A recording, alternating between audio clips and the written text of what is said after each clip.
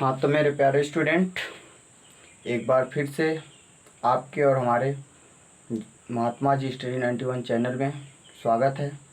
तो चलिए आज से स्टार्ट कर रहे हैं हम लोग क्लास 11th का मैथ, जिसका टॉपिक है समुच्चय। फर्स्ट लेसन फर्स्ट यूनिट से और फर्स्ट पेपर के बुक से आपका टॉपिक चल रहा है। स्टार्ट कर रहे हैं सेट समुच्चय। देखिएगा, जो समुच्चय होता है ये शायद अधिकतर हर एक टॉपिक से रिलेटेड है। जैसे आप लोग डिफरेंशियबिलिटी पढ़ते हैं तो उसमें भी इस सेट की आवश्यकता पड़ती है। त्रिकोणमिति पढ़ते हैं तो उसमें भी सेट की आवश्यकता पड़ती है। प्रोबेबिलिटी पढ़ते हैं उसमें भी सेट की आवश्यकता पड़ती है। तो ये जो सेट वाला टॉपिक है ये बहुत ही अपने आप में महत्वपूर्ण टॉपिक है। इसलिए क्लास 11th की मैथमेटिक्स स्टार्ट करते हैं तो सेट से ही स्टार्ट करते हैं। एनसीईआरटी पैटर्न से रिलेटेड होगा। आप लोग ध्यान से देखिएगा, बहुत ही आनंददायक और रुचिकर टॉपिक्स है और हर एक वर्ड आपको समझ में आएगा। सिर्फ वीडियो के लास्ट तक आप लोग मेरे साथ बने रहिएगा। तो देखिए, हम लोग पढ़ने जा रहे हैं सेट। सेट का पहला लेटर है एस, देख रहे हैं ना। तो जो सेट होता है ये एक प्रकार का सेटिंग होता है मेरे भाई। क्या होता है? सेटिंग। यानी कि किसी भी वस्तुओं को आप सेटिंग करते हैं, सेटिंग कर करके एक ग्रुप बनाते हैं, समूह बनाते हैं। तो वही जो समूह होता है क्या कहलाता है? सेट कहलाता है। जैसे हम लोग यही ले लें, तो अब इनकी सेटिंग कर लें, 10 12 ठे 15 ठे ले लें, तो इसका भी एक मार्कर्स का ग्रुप बन जाएगा। तो ये भी क्या है? एक प्रकार का सेट हो गया। किसका सेट है? किसका सेटिंग है? मार्कर्स का सेटिंग है।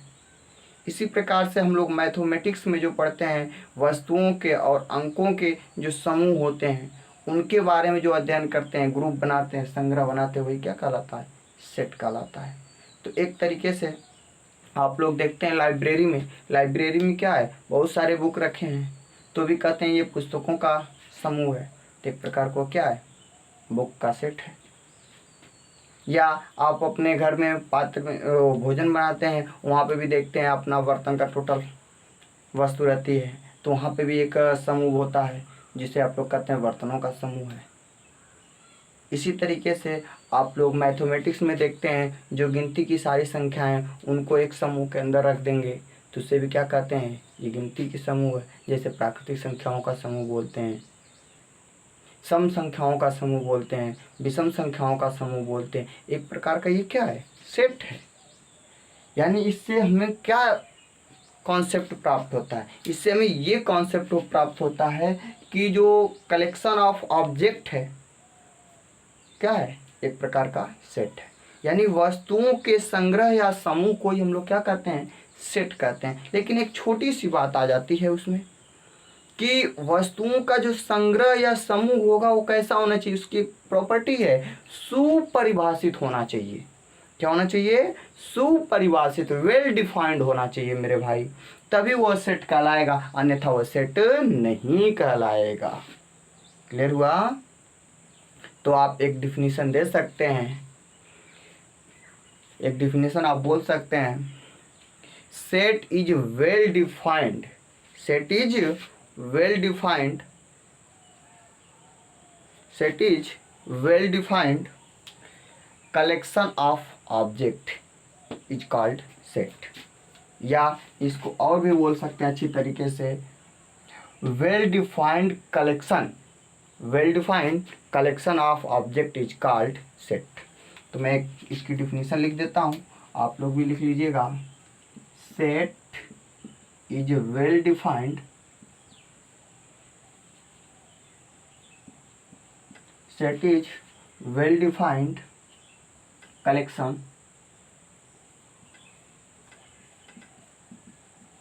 collection of object। Set is well defined collection of object. यदि आप हिंदी में इसे लिखना चाहेंगे तो लिख सकते हैं, वस्तुओं के सुपरिभाषित संग्रह या समूह को समुच्चय कहते हैं। मैं बोल दे रहा हूँ, आप लोग लिखेंगे, वस्तुओं के सुपरिभाषित संग्रह या समूह को समुच्चय कहते हैं। अब यहाँ पे एक वर्ड आया है सुपरिभाषित, नोट के पद में लिख लेंगे सुपरिभाषित। थोड़ा इसके बारे में हम लोग चर्चा कर लेते हैं। वेल डिफाइंड नाम है इसका इंग्लिश में।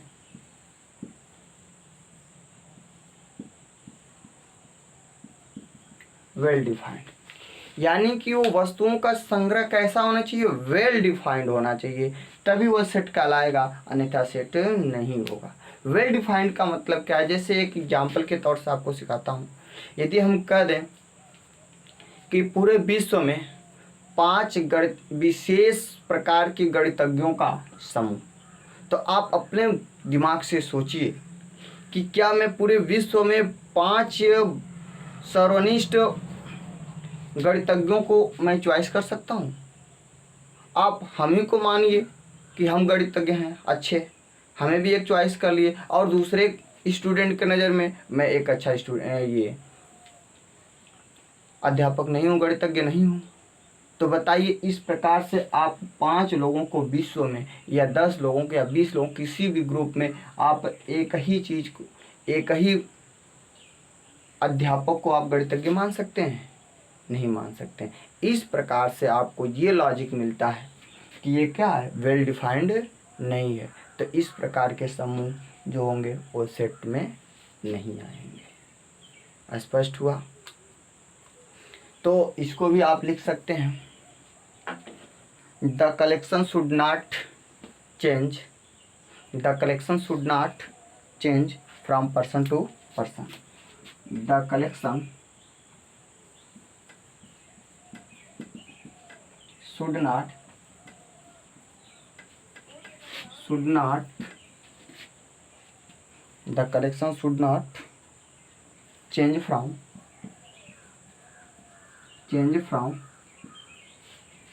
person to person, person to person। इसका मतलब क्या है कि किसी दो व्यक्तियों द्वारा एक ही समूह भिन्न भिन्न रूप से देखा जा सकता है, तो वह कलेक्शन जो होगा, वह जो ग्रुप होगा, वह सेट में नहीं कहलाएगा। यानी कि दो वस्तुओं द्वारा या दो व्यक्तियों द्वारा किसी एक ही वस्तु को भिन्न भिन्न प्रकार से न देखा जा सके, तो वह जो समूह होगा क्या कहलाएगा, सेट कहलाएगा। अन्यथा यदि दो व्यक्तियों द्वारा एक ही वस्तु को भिन्न भिन्न रूपों से देखा जाए तो वह सेट में नहीं कहलाएगा। चलिए अब इसको लिख सकते हैं हिंदी वर्ड में। किसी दो व्यक्तियों द्वारा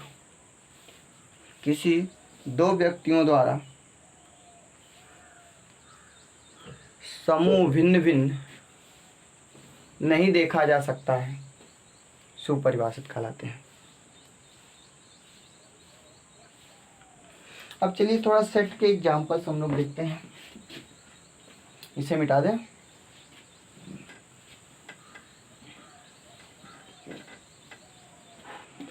सेट के एग्जाम्पल्स में देखिएगा, इससे पहले आप लोगों को एक वर्ड बता दूं कि जो सेट होते हैं वह अंग्रेजी वर्ड माला के बड़े लेटर से डिनोट किया जाता है। किससे? अंग्रेजी वर्ड माला के बड़े लेटर से दिखा देते हैं, बड़े अक्षर से दिखाते हैं।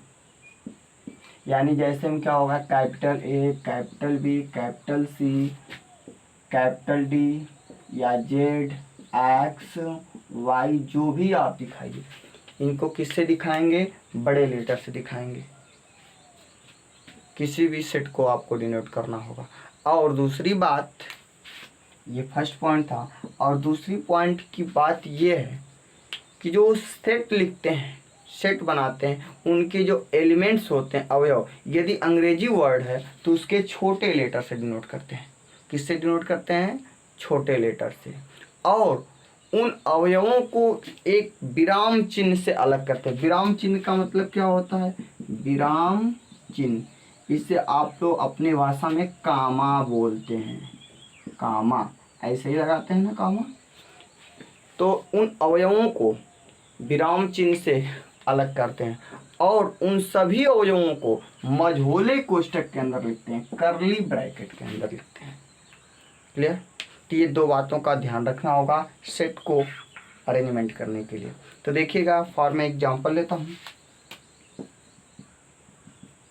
जैसे हम कह दिए अंग्रेजी वर्णमाला के स्वरों का समुच्चय। क्या बोले? अंग्रेजी वर्णमाला के स्वरों का समुच्चय। तो हम इसको किस प्रकार से डिनोट कर सकते हैं? अंग्रेजी वर्णमाला के स्वरों का समुच्चय, स्वर को इंग्लिश में क्या बोलते हैं? वावेल बोलते हैं। तो वावेल को पहला लेटर क्या है? वी। तो इसको सेट बनाएंगे तो किससे डिनोट करेंगे? कैपिटल वी से। और इसे किस में लिखना है? अंग्रेजी वर्णमाला है तो इसको मझोले कोष्ठक के अंदर स्मॉल लेटर्स लिखते हैं। अब ये स्वर कितने होते हैं? 5। कौन कौन? ए, ई, आई, ओ, यू, यही होते हैं ना। तो इसको हम लोग कैसे सेटिंग के रूप में सेटिंग करेंगे? ए कामा ई आई ओ यू, ये एक प्रकार का क्या है? सेट है। इस प्रकार से सेट को अरेंजमेंट करते हैं। इसी प्रकार से दूसरा एग्जांपल हम लोग ले लेते हैं, प्राकृतिक संख्याओं का समुच्चय। किसका समुच्चय? प्राकृतिक संख्याओं का समुच्चय। ये तो है, लेकिन हम इसको किस प्रकार से डिनोट करते हैं? देखिएगा, प्राकृतिक संख्या को इंग्लिश में नेचुरल नंबर बोलते हैं। तो नेचुरल का पहला लेटर क्या है? Capital N. तो इसको कैपिटल एन से डिनोट करेंगे। और ये प्राकृतिक संख्या आप लोग 9th में पढ़े हैं, गिनती की सभी संख्याएं प्राकृतिक संख्याएं कहलाती हैं। तो हम लोग इसके मझोले कोष्ठक के अंदर लिखेंगे 1 2 3 4 5 6 ऐसे डॉट डॉट। ये क्या है? आपके प्राकृतिक संख्याओं का समुच्चय। देखिए, एक प्रकार से हम लोग गिनती की सभी संख्याओं को सेटिंग किए, तभी तो ये सेट बना। समझ में आया? बहुत अच्छा। अब देखिएगा, और कुछ एग्जाम्पल्स ले लेते हैं। जैसे आप एग्जाम्पल्स बोल सकते हैं, सम प्राकृतिक संख्याओं का समुच्चय। तो चलिए सम प्राकृतिक संख्याओं का समुच्चय बनाते हैं। सम प्राकृतिक संख्याओं का समुच्चय। तो सम प्राकृतिक, सम मतलब क्या है? जो प्राकृतिक संख्या है तो गिनती की सभी होती हैं, लेकिन उसमें हमें क्या करना है? सम को लेना है। सम का मतलब जो 2 से विभाजित हो जाती है, वही तो सम होती है। तो इसके लिए भाई नेचुरल नंबर ही है तो एन से डिनोट करते हैं। अब 2 से विभाज्य संख्याएं लेना है, क्या कौन आ जाएगा? 2 3 नो 4 सम है ना, 6 8 और 10 ऐसे डॉट डॉट चलेंगे। यदि इसमें ही कंडीशन लगा दिया जाए कि 10 से कम सम प्राकृतिक संख्याओं का समुच्चय, 10 से कम सम प्राकृतिक संख्याओं का समुच्चय, तो आप इसको डिनोट कर सकते हैं किस प्रकार से? मझोले कोष्ठक के अंदर 2 4 6 8। इसके आगे नहीं जाएंगे क्योंकि हमारे पास क्या है? बाउंडेशन है, क्योंकि 10 से कम ही हमें सम संख्या लेना, वो भी नेचुरल नंबर का। तो इस तरीके से हम लोग डिनोट कर सकते हैं। और कुछ एग्जांपल्स आपको दे सकते हैं, इसको पहले नोट कर लीजिए। नोट कर लिए?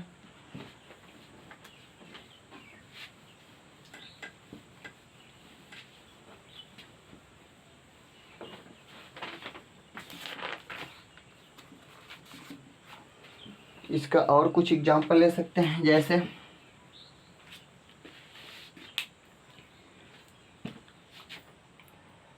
42 के अभाज्य गुणनखंड का समुच्चय। देखिए 42 के अभाज्य गुणनखंडों का समुच्चय। तो पहले इसके अभाज्य गुणनखंड हम लोग निकाल लेते हैं कहीं रख पे। ऐसे 42 है तो 2 से विभाज्य होगा कितना बचेगा 21। अब किससे विभाज्य होगा 3 से, तो 7 से विभाज्य होगा तो 1। तो इसके अभाज्य गुणनखंड है 2 3 7, यही ना। तो कितने हैं 1 2 3। तो इसके अभाज्य गुणनखंडों के समूह को सपोज दैट मैंने ऐसे मान लिया सेट है, तो इसको किसे दिखाएंगे मझोले कोष्ठक के अंदर। कितना होगा 2 3 7, यही है आपके अभाज्य गुणनखंड 42 के। तो इस प्रकार से हम लोग सेट को डिनोटेट कर सकते हैं। अब उसके बाद मेरा नया टॉप हेडिंग आता है समुच्चय का निरूपण। अब हम लोग समुच्चय को किस प्रकार से रिप्रेजेंटेट करते हैं, तो देखिएगा।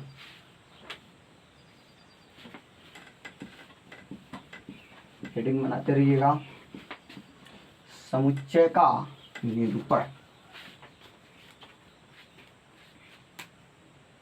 समुच्चय का निरूपण इंग्लिश में बोलेंगे तो represented of set. Represented of set. Represented of set. देखिएगा, जो सेट होते हैं इसको हम लोग 2 विधियों से रिप्रेजेंट कर सकते हैं। कितने तरीके से?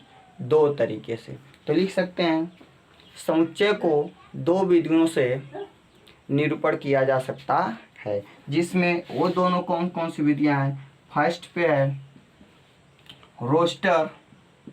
रोस्टर या सारणीबद्ध समुच्चय।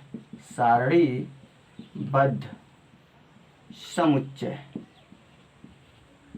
विधि, यही ना। और सेकेंड यहाँ पे है समुच्चय निर्माण विधि। समुच्चय निर्माण विधि। आप इसको इंग्लिश में भी बोल सकते हैं रोस्टर और टैबुलर मेथड। Tabular method. और इसको भी इंग्लिश में बोल सकते हैं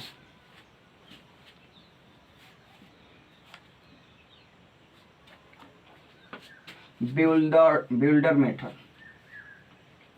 builder method of set. Roster और टेबुलर मेथड ऑफ सेट यहाँ बना सकते हैं।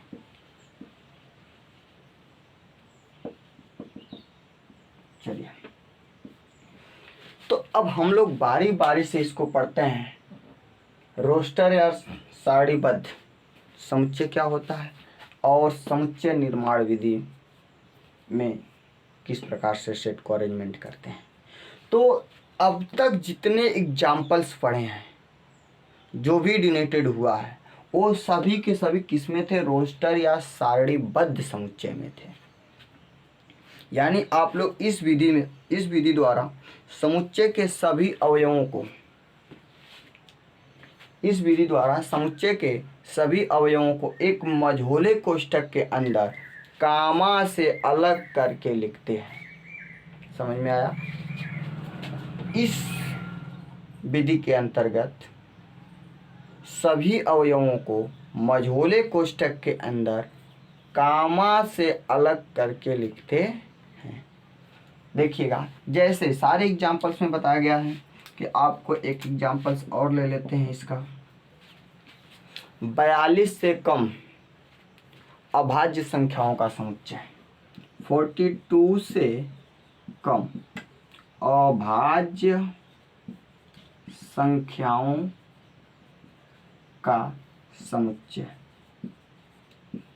तो इस रोस्टर या सारणीबद्ध समुच्चय के अंतर्गत हम लोग किस प्रकार से इसको सेट से डिनोटेट करेंगे। मान लेंगे ये सेट एक इक्वल्स होगा, तो मझोले कोष्ठक के अंदर लिखना है। और 42 से कम अभाज्य संख्या। 42 से कम अभाज्य का मतलब कौन सा होगा? 2 3 किसी से नहीं कटेगा, स्वयं से कटे और एक से कटे, अन्यथा और किसी से न कटे जो वर्ड, वही क्या कहलाते हैं, अभाज्य संख्या।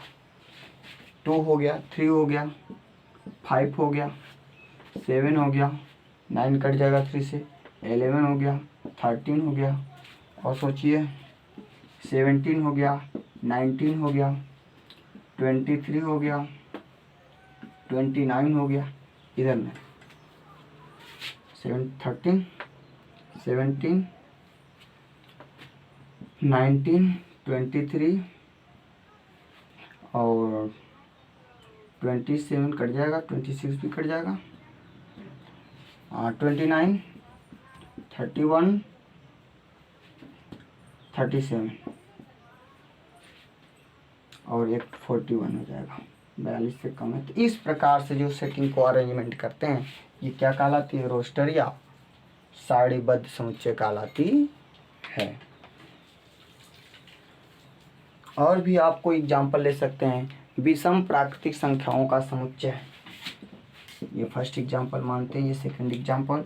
विषम प्राकृतिक संख्याओं का समुच्चय, विषम प्राकृतिक संख्याओं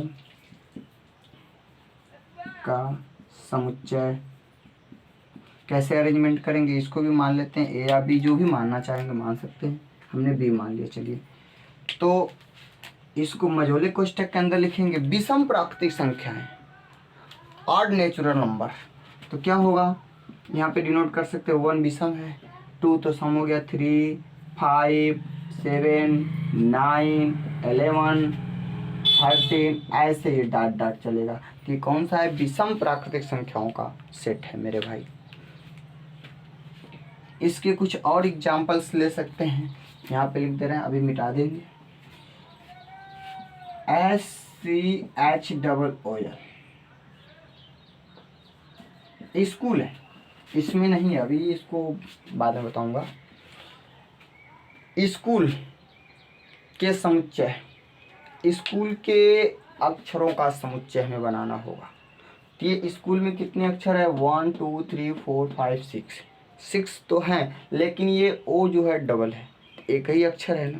तो इसका जो सेटिंग करते हैं, इसको मान लीजिए मैंने एक्स से डिनोट करते हैं, तो मझोले कोष्ठक के अंदर SCHOL, अब इस तरीके से नोट करेंगे। यहाँ पे एक नोट पॉइंट में लिखना चाहें तो लिख सकते हैं कि जो वर्ड हमें डबल आते हैं, ट्रिपल आते हैं, फोर्थ आते हैं, तो उनमें से किसी एक को ही लिया जाता है, सभी नहीं लिया जाता है।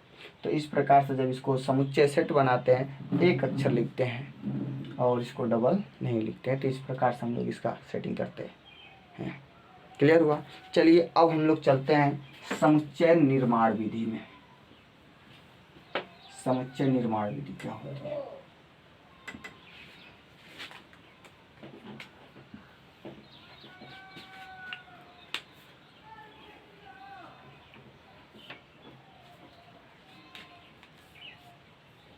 देखिए, जो समुच्चय निर्माण विधि होता है, इस विधि में समुच्चय में एक सर्वनिष्ठ अक्षर होता है, एक सर्वनिष्ठ अवयव होता है, जो समुच्चय के बाहर किसी में नहीं होता है, किसी अवयव में नहीं होता है। मतलब कि ये जो समुच्चय निर्माण विधि है, इसमें अवयवों में एक अवयव जो होगा, एक जो वर्ड होगा, वो सर्वनिष्ठ अवयव होगा, जो उस सेट के बाहर किसी अवयव में नहीं होता है। तो इस प्रकार के सेट को हम लोग कहते हैं समुच्चय निर्माण विधि। तो आप एक लाइन लिखना चाहें तो लिख सकते हैं, इस विधि में समुच्चय के सभी अवयवों में एक सर्वनिष्ठ गुणधर्म होता है, जो समुच्चय के बाहर किसी में भी नहीं होता है। इसको सेटिंग करने के लिए देखिए किस प्रकार से सेटिंग किया जाता है। जैसे इसी को ले लेते हैं, 42 से कम अभाज्य संख्याओं का समुच्चय। ये हमारा रोस्टर या सारणीबद्ध सेटिंग में ये था। अब इसी को हमें लिखना होगा समुच्चय निर्माण विधि में। तो किस प्रकार से डिनोटेड करेंगे मेरे भाई, देखिएगा, इसी का लिखना है, 42 से कम अभाज्य संख्याओं का समुच्चय। तो इसको भी मान लेते हैं, ए से ही डिनोट करेंगे। अब इसको मझोले कोष्ठक के अंदर लिखेंगे यक्स सच दैट एक्स। अब यही जो अवयव है एक्स, इसका एक सर्वनिष्ठ अवयव है, इसकी प्रॉपर्टी हम बताएंगे। यानी एक्स क्या है, तो लिखेंगे 42 से कम अभाज्य संख्याओं का समुच्चय। तो लिखेंगे एक्स सच दैट एक्स एक अभाज्य संख्या है जो 42 से कम है।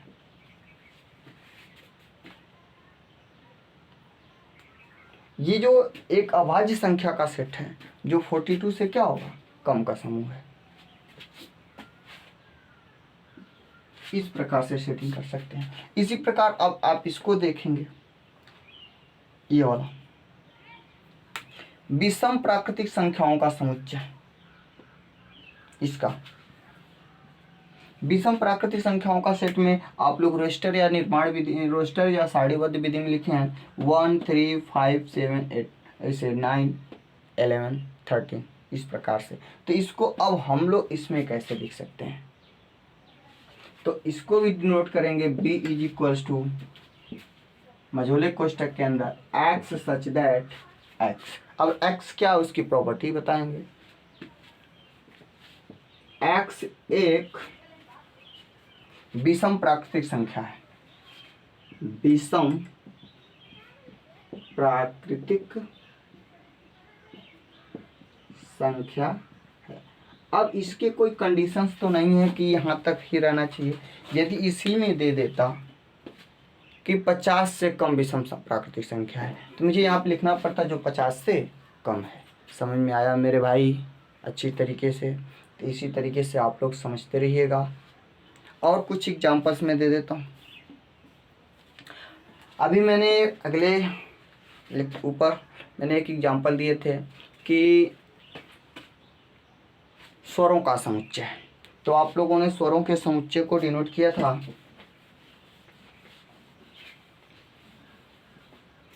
इस तरीके से V is equals to A E I O U, इस प्रकार से डिनोट किए थे।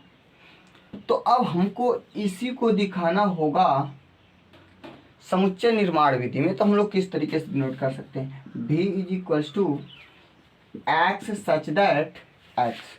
अब लिखेंगे कि x क्या है, एक अंग्रेजी वर्णमाला के स्वरों का समुच्चय है, एक अंग्रेजी वर्णमाला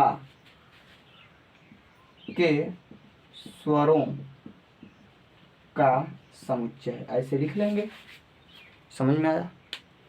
तो इस तरीके से हम लोग रोस्टर या सारणीबद्ध समुच्चय से कन्वर्ट कर सकते हैं समुच्चय निर्माण विधि में, और समुच्चय निर्माण विधि से भी इसको कन्वर्ट करके लिख सकते हैं रोस्टर या सारणीबद्ध समुच्चय के रूप में। क्लियर? तो चलिए कुछ इस पे क्वेश्चन सॉल्व कर लेते हैं।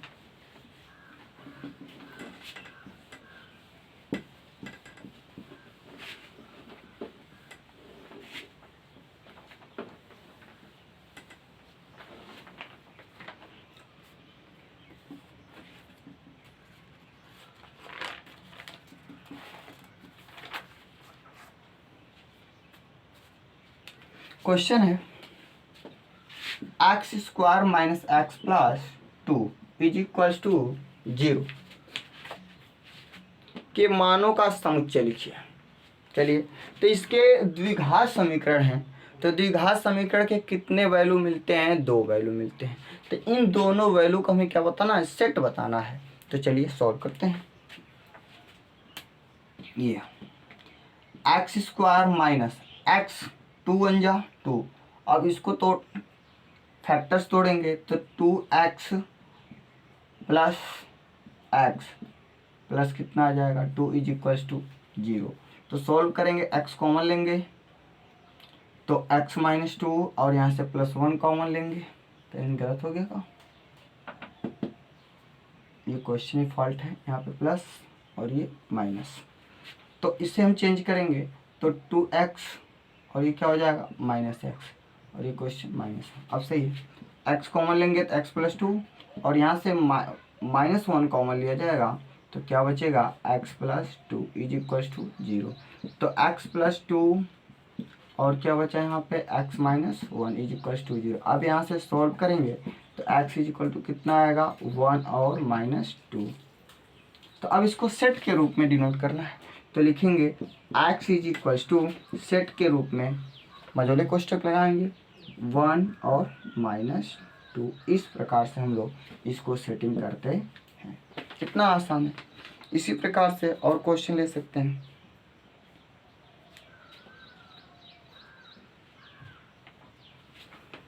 एक सेट दिया है, क्वेश्चन नेक्स्ट है a = 1 4 9 16 25 49 ... इस प्रकार से सेटिंग दिया गया है। तो कह रहा है कि इसे समुच्चय निर्माण विधि में लिखिए, समुच्चय निर्माण रूप में लिखिए। तो क्या प्रॉब्लम है समुच्चय निर्माण रूप में लिखने के लिए? तो ये आप इसको पहले समझेंगे कि कौन सा वर्ड किस प्रकार से बना हुआ है। तो 1, इसके बाद 4, इसके बाद 3, इसके बाद 16 25। इस प्रकार से मुझे ये लगता है मेरे भाई, ये 1 का स्क्वायर है तो ये 2 का स्क्वायर है, तो ये 3 का स्क्वायर है, ये 4 का स्क्वायर है, ये 5 का स्क्वायर है, ये 36 था 36, तो ये 6 का स्क्वायर है, आगे वाला 7 का स्क्वायर होगा, आगे वाला 8 का स्क्वायर होगा। तो इस प्रकार से ये देखने में लगता है कि प्राकृतिक संख्याओं के वर्गों का सेट है। तो आप इसे समुच्चय निर्माण विधि में किस प्रकार से लिखेंगे? समुच्चय निर्माण विधि सॉल्व करते हैं। बी ए से ही डिनोट करेंगे, a = x such that x। अब x की प्रॉपर्टी आप लोग बताइए। x एक प्राकृतिक संख्याओं के वर्गों का समुच्चय है। प्राकृतिक संख्याओं के वर्गों का समुच्चय है। प्राकृतिक संख्याओं के वर्गों का समुच्चय। इस प्रकार से हम लोग इसको क्या करते हैं? सेटिंग करते हैं। चलिए कुछ और क्वेश्चन लेते हैं, तब तक इसे मिटा देते हैं।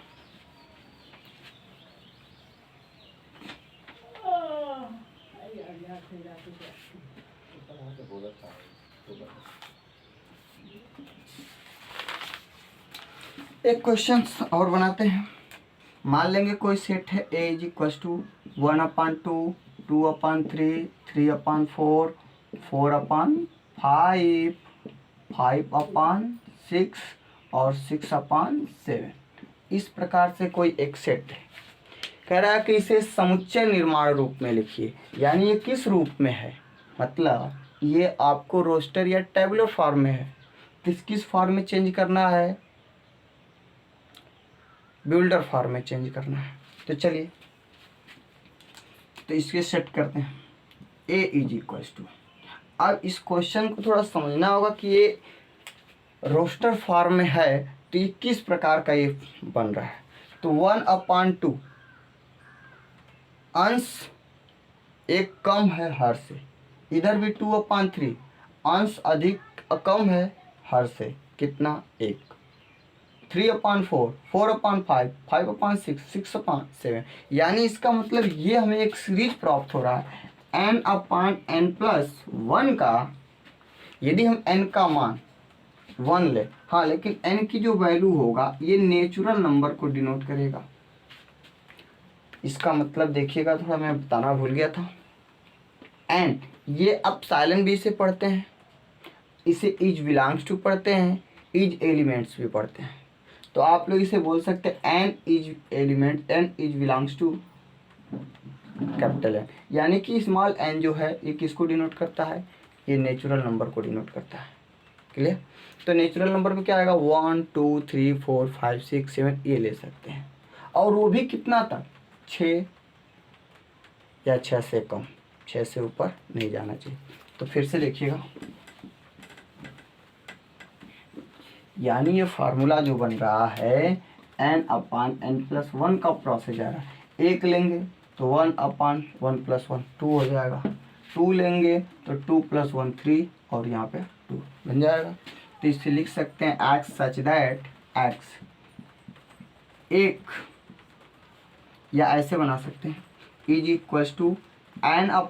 n/n+1 लिखेंगे, जहाँ n क्या है, belongs to natural number. Hindi word में लिखना चाहेंगे तो लिख सकते हैं n एक प्राकृतिक संख्या है जो कहाँ तक जाएंगे, n r = 6। तो इतना लिखना पड़ेगा। फिर से इसे समझ लीजिएगा, x सच दैट x = कितना, n/n+1। n का मान क्या लेना है, नेचुरल नंबर लेना है। क्लियर, नेचुरल नंबर में 1 2 3 4 5 6 7 8 9 10 ऐसे चलते रहेंगे। बट इसमें कंडीशंस है कि n का मान कहाँ तक, 6 या 6 से छोटा, 6 से बड़ा नहीं जाना है। यहीं तक है ना सीरीज। तो 6 n r = 6 यहाँ तक चलना। तो इस प्रकार से हम लोग इस सेट के बारे में, इसकी इंट्रोडक्शन था, इतना अध्ययन किए। अब इस पे हम लोगों को एक्सरसाइज 1.1 का सॉल्व कर सकते हैं। तो मिलते हैं नेक्स्ट वीडियो में इस एक्सरसाइज को लेकर के। तब तक के लिए आप लोग इसी तरीके से अच्छी वीडियो देखने के लिए इस चैनल पे बने रहिए। और इस चैनल पे आप लोगों को फिजिक्स का, केमिस्ट्री का, मैथमेटिक्स का ये पूरे लेक्चर्स डेली अपलोड होते रहते हैं और देखते रहिएगा। तब तक के लिए thanks you so much all of you.